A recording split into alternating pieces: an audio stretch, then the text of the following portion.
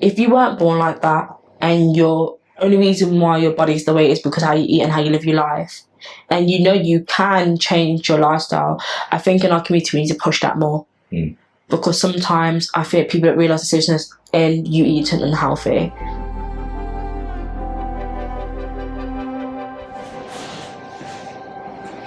Hi, my name's Ameena Camille and I'm 22 and welcome to UniquePurpose. Okay, what's one thing that because you said that you do it to obviously represent your mom, remember your mom. What's one thing that you try to obviously push in a positive way in our community, Black, to make a change? To get tested, to go and get checked up, because like for diabetes in the Black community as well, not just excluding the, I know it's hardly in the Black community, but it's a whole ethnic community, we're most likely to have it or get it, and that's pre-diabetes and all. And I feel like, because that's the case, I don't think people realise you can die from this as well. Like, there's no seriousness when it comes to diabetes, people don't realise it. It's like with cancer, when you hear the word cancer or when you tell someone you got cancer, people have it already, like that is serious. Yeah. But with diabetes, when people say, oh, I'm diabetic, no one's like, oh, okay. Oh, they don't take it seriously. They don't take it seriously. It's so frustrating. Because like someone's literally there diabetic and could just die from it, or could literally like anything could happen. They could manage their health great and still could die from it. You could lose limbs. You could actually get cancer from diabetes itself. Like, I think people don't realise how bad it is. So if I ever speak to someone who's interested, because I'm not the type of person to force things onto people. Okay. But like if they're open to have a discussion, or if they see my wristband, they'll be like, oh, are you diabetic? I'm like, oh no, I just support the charity. I get asked if I'm diabetic all the time because I wear like the band, but I'd be like, oh, if someone's open to have this discussion, especially if they're part of the Black community, I'd be like, hey, have you ever been tested? Have you got yourself checked up? Is it in your family bloodline? Because people don't realise, like 1 in 5 people have diabetes, and that's either undiagnosed and diagnosed. So to me, it's just kind of like, why do people not get themselves checked up? Because I can't remember. I don't know if it was the week like Mum died, but I just remember someone saying to me that a person, I think it was a boy that died around that time, died from diabetes but didn't know he had it. So it's kind of like one of those things, like people just don't know. Yeah. And I think if you do know, then you know how to manage your health around it. Because if you don't know, you're just going to be doing the most, probably go out all the time, eat what you want to eat because you feel like you're healthy. Yeah. And sometimes there's no signs that show you that you are diabetic as well. I was about to ask you, like, is there like specific signs that like? For the type 1, there's the 4 T's that they say. So that is toilet first, thinner. What's the 4th one? There's a 4th one. Toilet first, thinner. There's a 4th one. I can't think of it. There's the 4 T's. You can find them online. No, actually, this is so bad of me. I should actually know this. Wait, hold on. There's thinner, there's first, there's toilet, and there's tiredness. Yeah. Okay. So those are the 4 T's to look out for type 1. Type 2, I'm not too sure, but I just say just checked anyway, just in the community yourself. All it is a blood test from your GP. Okay. And then, yeah, that's all you need to do. And yeah, there's been times where I've gone back to get checked up again, because there's been times where, when was it? I remember years ago, looking back, I remembered why my nan took me to the GP, but I never knew what it was for. But I remember every weekend I would stay with my nan. I think because I used to go up to pee like every hour, she was like, I think she probably was panicking. So I remember I was taken to the GP, and my dad came to get me. So I'm just thinking, I'm just a child, I don't really care. But looking back, I can see my nan saw the signs. But obviously, gratefully, I didn't have it. But I think she saw the signs because she was well educated. Well, more than me, because her child had it. So she had to educate herself more. Yeah. For me, I'm still learning about it. I wouldn't say I'm the best advocate for knowledge and research, but I know the basics. But I want to do better and learn more. But I just want people to take it seriously. It's in a sense of when it comes to diabetes, I just find it so frustrating. So if you mention it, people would make jokes and be like, the really jokes that piss me off would be like, oh, that's too much sugar, I'm going to get diabetes from that. Oh, you're going to get diabetes. I'm like, yeah, that's not how it works. And then, you see shows like Sign Up for Cancer or Sign Up for Cancer, you got what is it? There's other charities as well that do stuff for television or people. Or when you watch Catchphrase Celebrity or other stuff, you hear them put money to cancer charities, but I never ever watched a show where a celebrity says, "Oh, I'm donating to Diabetes UK." Nobody thinks about it like that. That's just from my recognition. I think there's probably people that have, but from my recognition growing up, that's not what I saw. There wasn't that much representation for people who were diabetic. But there's more now. Back then, Yeah. I just want people to take it more seriously and look after their health. And obviously, like, I know I need to too. But it's kind of like I want people to realise you can die from this. Things can happen to you. And then if you get it, you know, like if you have kids, they're more prone to get it as well. Yeah. So you have to think about that as well. But then, okay, so see how your grandma was, I don't know if it's fair. Yeah. But it's low-key fair because she had gone through something traumatic. Yeah. And now there's you. Yeah. She's seeing, I guess, signs, quotation. Yeah. Do you feel like they did that because, trauma? Trauma, I think it's like for history was repeating itself. Or like, oh no, she's got it now. I think it was like, I'm happy that my nan took me to the GP, looking back. Because I don't forget, I just remember thinking that my dad's come to pick me up from the doctors. In my little kid's head, I was like, oh, can I watch the TV in the car? Because like in my head, I just didn't realise what was going on. But I think for my nan, I think she just saw it and she wanted to be ahead of it this time. Yeah. And she just wanted to check if I had it. Because I know, obviously, I probably got checked for it beforehand, knowing my family and stuff.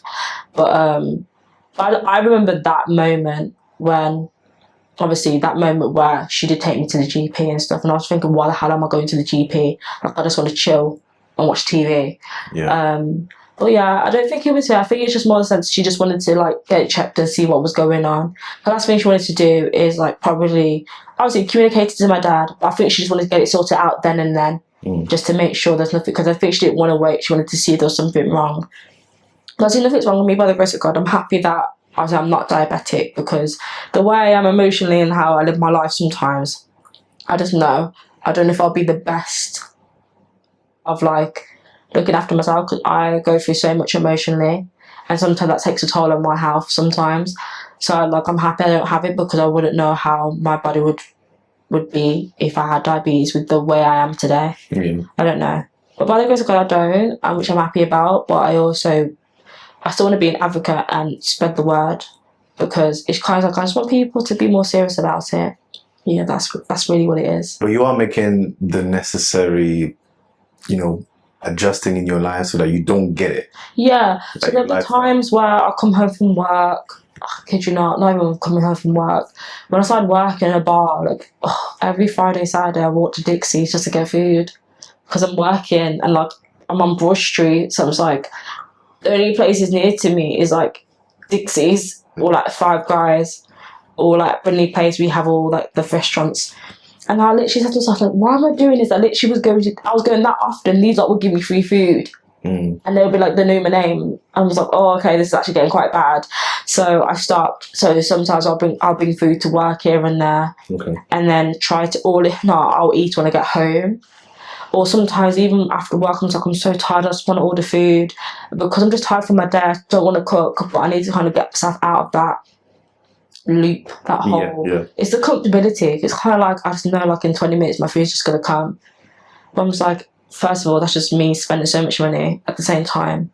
But yeah, I used to be like that. I don't know how I was doing that. And I was still skinny at the time. I was very skinny when I started working. So I don't know how I stay skinny and eating so much fat food every week. But no, I ain't doing that again. So I'm trying to do better by myself, because that's what I want to do, is give myself type 2 or pre-diabetes. So it's kind of like I need to make sure that I'm doing the best that I can not to get there. Because sometimes I get too comfortable and I forget. Yeah. Then I don't want to get too comfortable to the fact that I actually might end up getting it or something else just because of the way my lifestyle is. So I'm trying to bring it down to a minimum. So like I said to myself, like every 2 weeks I'm probably order food here and there. There's been so many times I delete Uber Eats and done it back on my phone, because I'm like, I just can't be bothered. Yeah. Or like if I'm on my way home, there's Big John's, I just go straight past. I walk into Big John's. Do you know what Big John's is? I don't know what Big John's is. Oh, I think it's just a Birmingham thing. It's like a chipper shop in Birmingham. Okay. I thought everybody knew about Big John's, but they don't. Okay. It's a nice chipper. You should try it out. So it's not a case of like, you don't want to get diabetes any kind, any type, because you don't want to make, I guess, your grandma upset. Before they hurt you, or Yeah. your mom? I know you. My dad would be furious with me. Okay. If I got type 2, I know what my dad would say. Because it'd be how I eat, my lifestyle. And he's really bit on me about not going to the gym. So it's kind of like, because I've just been diagnosed with scoliosis. Okay. Because of the sculpture of my spine. I get like massive, like tremendous back pains from it where I can't even sit myself up when I have a flare up. So I just know if I ever got diagnosed with anything like that, I just know he'd be like, it's how I eat and how I choose to live sometimes. So I just know what I would hear and stuff like that. So now because I've been diagnosed with scoliosis, I have to like be careful how health-wise, because I didn't realise that's what it was. And because I have an arch back, and because of my height, I wouldn't say I'm tall, but because of my height, it affects my pain. So like I have to like take myself to the gym now, which I really didn't want to do. I do Pilates. I feel like that's enough, but I'm gonna take myself to the gym. But yeah, so now that's making me think, okay, I need to be better with my health and stuff like that, because I know if I don't look after it now, I know when I'm about 30, that's probably going to be 10 times worse. So, but yeah, I'm trying to be more better with my health. But I am human at the same time, like it's baby steps. So my first step is taking myself back to the gym, which I will do next week. I feel like, or I will force myself to go this week some point. But if I don't do it this week, definitely next week. I can't like procrastinate anymore. Okay. Yeah. How did your dad deal with losing his wife? His wife? They weren't married. Oh, I'm assuming they were married.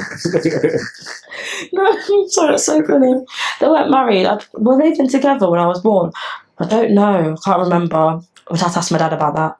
But I know if they were together or not. I know my dad was heartbroken at the time because he found out at his nan's, and was he at his nan's? Somebody came, whatever he was, somebody came to him and told him what happened. I know he was devastated. It was kind of like, he was younger also. He was like 19, 20. So it's kind of like, I know probably in his head, it's like, oh my God, I'm raising him on my own now. I don't have that support from her. And also like he just lost the woman that obviously birthed their child. And obviously I feel like when you have a child with someone, you're always going to have that connection, that bond. Because, what was it? I found out, you know, when you have sex with someone and then they have your baby, that male's DNA stays in that female's DNA. Basically, that stays attached to you, that doesn't leave after like a amount of time that goes past. So there would have been that bond still between them, two of them. So I can't really speak for my dad, but I know he would have been devastated because that's not something you want to hear. It's not something you expect to hear. Like, I don't know. I'm really happy I was not there at the time when I'm happy I wasn't old enough to know what was going on at the time. Yeah. Because that would have been, I don't even know how he dealt with it realistically. You never asked him? I have asked him, but like, just trying to top of my head, I just know he would have been devastated. I think he wanted to try and make sure he would provide the best for me. Yeah. At the same time, my dad, he tried his best. As I had to remember that my dad was also very young when he had me, and obviously as a single parent as well now. But obviously he did have a support system from his family and then from my mum's side. My mum's side would have me every weekend. So no, he wasn't realistically on his own, but he was on his own. So I felt like he was grieving but also raising me at the same time. So I wouldn't know how you would do that. I have to give my dad a lot of respect for that because I wouldn't know how, if I had a kid and I felt my partner passed away, I wouldn't know how I'd mentally cope. Yeah. I don't think I would even have the strength to raise my child because like that's a lot to process. Yeah, it is. Like you lost someone and then you're raising that child on your own without them. There's different being separated but then not having that person there at all. That's like and because they did love each other and it was like I don't know if it was like young love or something, or I don't know. I never actually asked them what their love was like. I can't remember if I did, but I know he did love her and she loved him. So it's more of like, I just wouldn't know. I don't know actually. I feel like my dad just probably was all over the place emotionally because I had to think back. Like, if I was 19 and that happened to me, I don't even know what I would do. I wouldn't know what I'd do. Did your mom's death change how you see the world? 100%. I just feel like not take things for granted. Like, enjoy what you have while you have it. And that's like with everything. Like, I enjoy like even with relationships, people you speak to, your friendships, enjoy while you have it, because they're not going to last forever. Like, especially, like, I think my granddad was the one that properly made me think that as well. Like, my granddad's death made me feel like, because the way he just, to me, it was like, he was dead and it boom, vanished, he wasn't there no more. Yeah. So, like, I feel like it makes me remember what I have in my family to be grateful for it. Even though my family is very chaotic, they're not normal, but I love them all dearly. But it makes me still cherish every moment I have with them and try to do my best to be around them whenever we have a gathering, try to be there. But yeah, it makes me see the world very differently. I wouldn't say differently, just the way I see it, because it weren't like I remember her, she just went. So it makes me, I feel like I just see the world differently to how somebody else might see it. But yeah. What advice would you give to someone going through the same thing? Whether it's something that they didn't meet the person, whether it's a parent or someone close to them, or they did meet someone, they were able to have a relationship with that person, and the person passed away from diabetes. I would say don't be like me and don't keep things to yourself. Because, like, for example, like, I don't tell my family how I truly feel about the situation. So I feel like to people you love and care about, like, be open and honest. Don't shelter yourself. Try and use it in a sense like to enjoy the memories you have with everybody when you have them.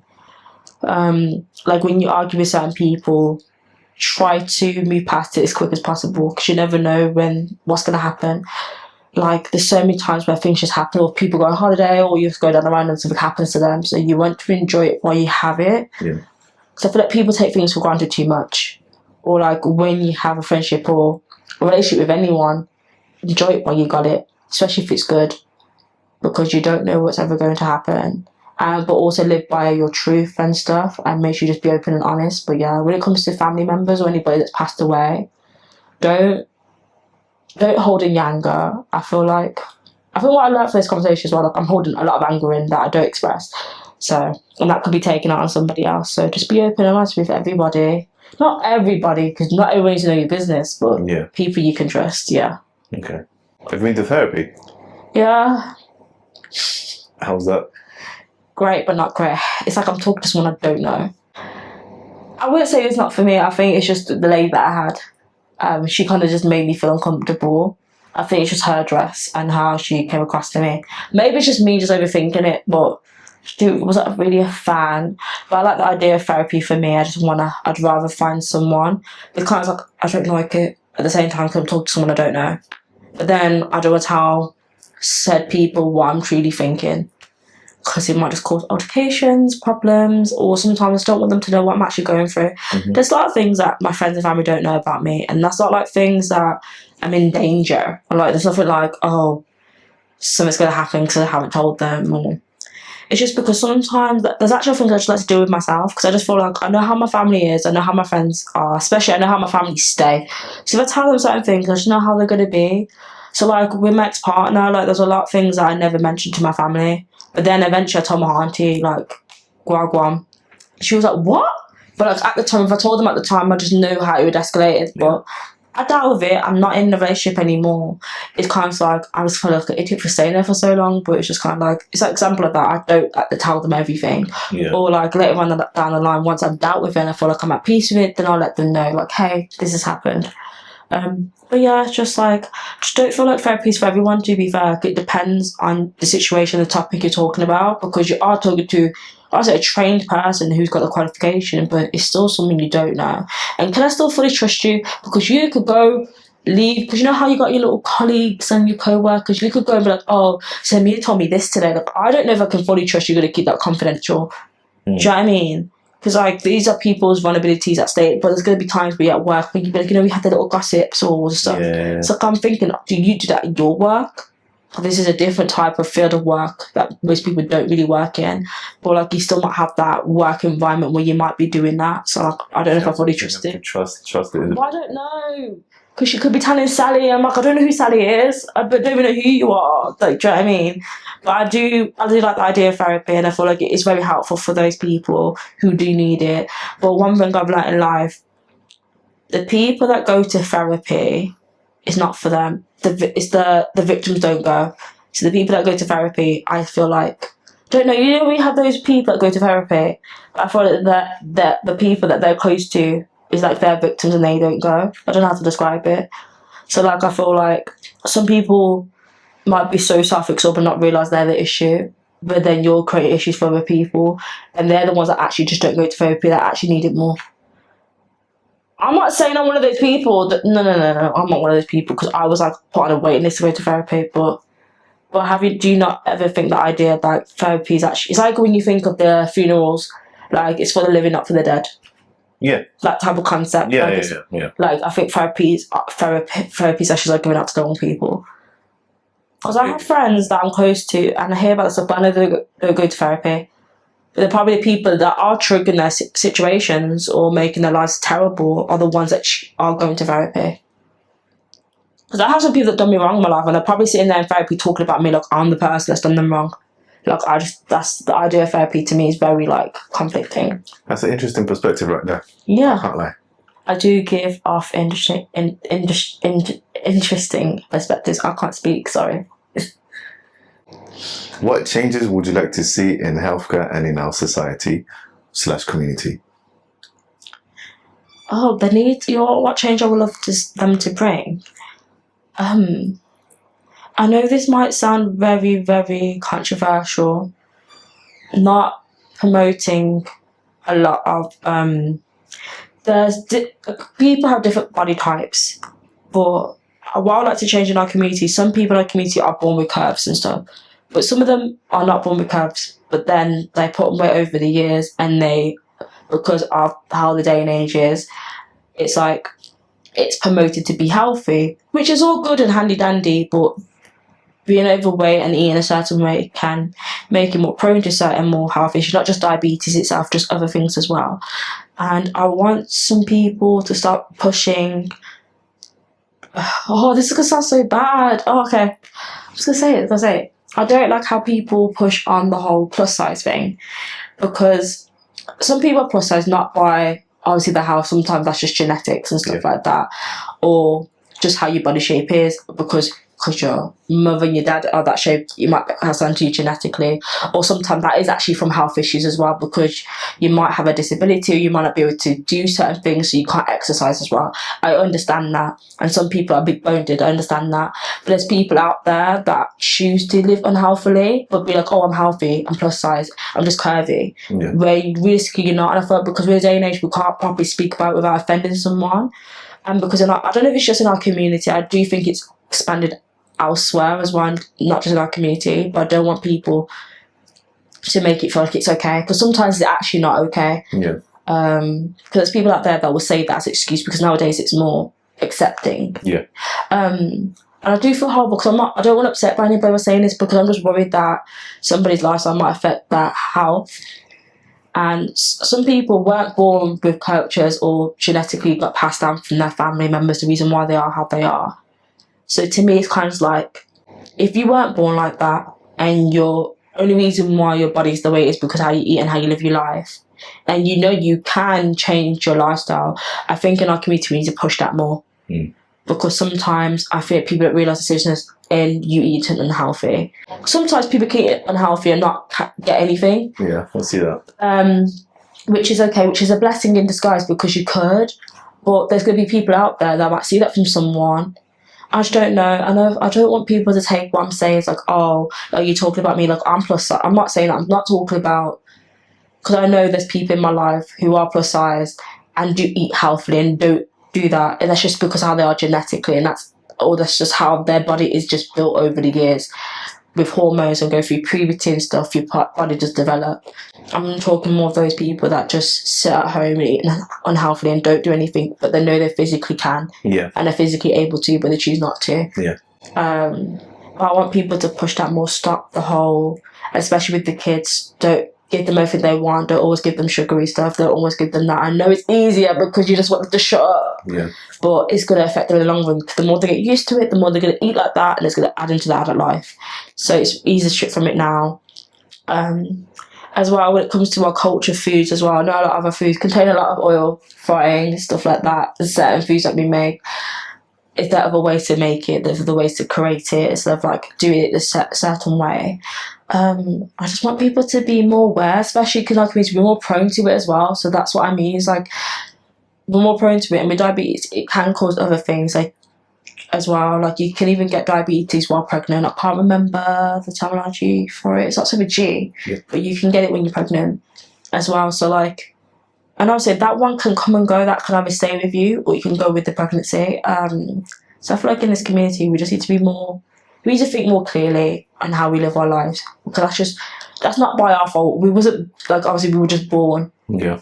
But obviously we're just more prone to get it because of our genetics and our ethnicities. I don't know the science behind it, but we just are. So we just need to be more careful, really. Yeah.